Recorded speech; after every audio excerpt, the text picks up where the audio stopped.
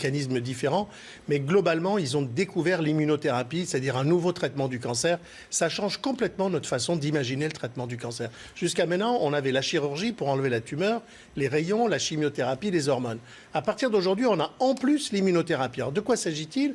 En fait, si vous voulez, dans l'organisme, nous avons des globules blancs qui, à la fois, attaquent tous les virus, les bactéries, tout ce qui nous attaque pour nous défendre, soit en attaquant directement la bactérie, le virus, soit en sécrétant des anticorps qui tuent les bactéries et les virus. Et ce système, il est fantastiquement efficace parce que nous vivons entourés de germes qui nous attaquent en permanence. Or, nous survivons à ça parce que ce système est merveilleusement efficace. Alors, on ne comprenait pas pourquoi ce système qui est là pour nous défendre contre tout ce qui est dangereux pour nous ne nous défendait pas contre le cancer. Quand on regarde au microscope un bout de cancer chez l'homme, on s'aperçoit qu'il y a plein de globules blancs autour, mais ils dorment. Au lieu d'attaquer les cellules cancéreuses, ils s'endorment. Donc les globules blancs sont endormis. Et c'est pour ça qu'ils ont dit réveiller le système. Parce qu'en fait, on a compris pourquoi ils dormaient. Quand ils s'approchent du cancer, les cellules cancéreuses, qui sont d'une intelligence remarquable, leur crachent à la figure un somnifère. Et ce somnifère fait qu'ils arrivent pour l'attaquer et ils s'endorment. Ils n'attaquent pas.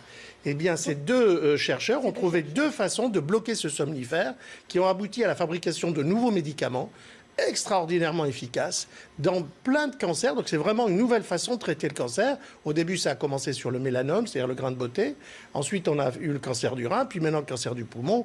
Enfin, presque tous les cancers aujourd'hui réagissent. Jimmy Carter, 39e président des États-Unis, a été soigné du cancer par ce système, justement. Absolument, exactement. Ce président était atteint d'un cancer mortel. Il avait peu de chances de s'en sortir. Et puis, on a découvert l'immunothérapie. Il en a bénéficié sur un mode expérimental. Les médicaments n'étaient pas encore vendus en pharmacie. C'est grâce à justement et c'est ça qui l'a sauvé. Oui, complètement.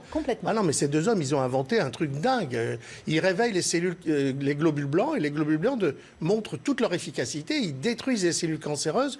Donc, au lieu que nous tuions les cellules cancéreuses, on donne des médicaments au malade pour que le malade tue ces cellules cancéreuses. C'est fantastiquement